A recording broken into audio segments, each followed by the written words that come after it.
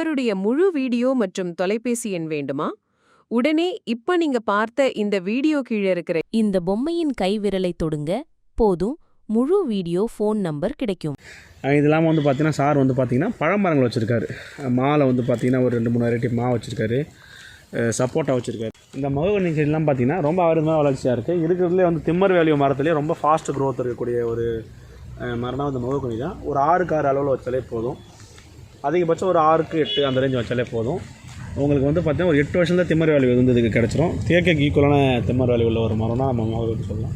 இல்லை ஸ்பெஷல் என்ன, எல்லா திம்மர் வேல்யூ மரத்தோட மகோகனியோட ஸ்பெஷல் என்ன, மேக்ஸிமம் வந்து உங்களுக்கு சைடு கலை வராது, ஒரே ரூட்டாக தான் போகும். இப்போ நீங்கள் சாண்டிலோ இல்லை வந்து ரெட் சாண்டிலோ வளர்க்கணும் அந்த மாதிரி மரம்னா வந்து நீங்கள் ப்ரூன் பண்ணி விட்டுட்டு நம்ம பார்த்து இல்லை அந்த வேலை இருக்காது, சரிங்களா?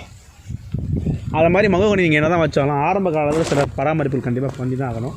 இப்போ சாரோட ஃபார்ம்லேயே வந்து பார்த்தீங்கன்னா 2-3 செடியில் வந்து பார்த்திங்கன்னா அந்த குருத்துகள் வருது. இதை பார்த்தீங்க, இது மாதிரிலாம் வந்து குருத்தில் வந்து அழுகல் வருது.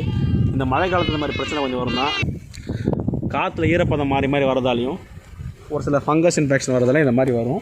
ஸோ நம்ம இதுக்கு ஒரே ஒரு பெஸ்ட் வழி என்னென்னா, அழகாக இதை வந்து ப்ராப்பராக வந்து ப்ரூன் பண்ணி வெட்டி எடுத்துகிட்டு இதில் வந்து நம்ம இது காயம் பண்ணாமல் இதை மூடி விட்டுட்டு ஈயம் இல்லைனா வந்து சூடோமோனஸ் இது மாதிரி ஏதாவது ஒரு பொருள் நம்ம தெளிக்கிறப்போ வந்து இந்த பிரச்சனை வந்து சரியாயிடும். இதை வந்து நம்ம முன்னெச்சரிக்கையாக ஒரு டோஸ் ஈயமோ இல்லை சூடோமோனஸோ தெளிச்சிருந்தால் அந்த பிரச்சனை கண்டிப்பாக வந்திருக்காது.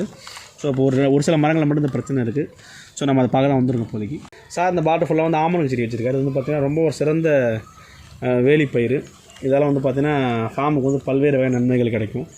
பூச்சிகள் வந்து தற்காத்துக்கு இது ரொம்ப ஒரு பெரிய உதவியாக இருக்கும். அது இல்லாமல் தென்னை மரங்கள் வச்சுருக்காரு இந்த லைன் ஃபுல்லாகவே. இதில் வந்து நிறைய காண்டாமிருகம் உண்டு தாக்குதல் இருந்து தொடர்ந்து. ஸோ நம்ம என்ன பண்ணோன்னா அதுக்கு வந்து அந்த ஆமணக்கு பொறி வச்சோம். இங்கே வந்து பாருங்கள், இங்கே வச்சுருக்காரு பாருங்கள் சார்,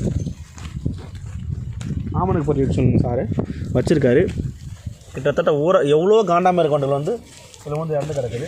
அது ரொம்ப தென்னை மரத்தில் ரொம்ப மோசமான பாதிப்பை தரக்கூடிய இந்த காண்டாமிருகங்கள். ஸோ இதை அழிக்க நம்ம சார்ட்டை வந்து இந்த மாதிரி ஆமணக்கு பொறி வைக்க சொல்லியிருந்தோம். ரொம்ப சிம்பிளாக இந்த காண்டாமிருகங்கள் அழிக்கிறது ஒரே ஒரு வழி ஆமணக்கு புண்ணாக்கு கரைச்சல் தாங்க. ஒன்றும் இல்லை, ஆமணக்கு வந்து எடுத்து ஒரு 5 லிட்டருக்குள்ளே உள்ள ஒரு பானையை எடுத்துகிட்டு ஒரு 150-200 கிராம் ஆமணக்கு புண்ணாக்கு, கொஞ்சோண்டு ஃபெர்மெண்டேஷனுக்கு மோரோ தயிரோ இல்லை புளிச்ச இந்த சோறு வடித்த தண்ணியை போட்டுட்டு நம்ம ஒரு 3/4 பானை அளவு நம்ம தண்ணி ஊற்றி இது மாதிரி புதைச்சி வச்சாலே போதுங்க. இது வந்து ஒரு 3 நாளில் நல்லா நொதிக்க ஆரம்பித்து உங்களுக்கு வந்து பார்த்திங்கன்னா ஒரு புளிச்ச வாசனை வரும். இது வந்து என்ன நினைக்கின்னா, அந்த ஆண் வண்டுகள்லாம் இது ஒரு பெண்ணோட இனக்கவர்ச்சியோட வாசனை நினச்சி எல்லாம் அதில் விழுந்து இறந்துடும். ஸோ நம்ம இது மாதிரி ரொம்ப ஈஸியாக கட்டுப்படுத்திடலாம். இந்த தொழில்நுட்பம் தெரிஞ்சு நிறைய பேர், இந்த தொழில்நுட்பம் தெரியாமல் நிறைய பேர் வந்து தண்ணியை வந்து ரொம்ப நிறைய செலவு பண்ணி அதில் பயனில்லாமல் இருக்காங்க.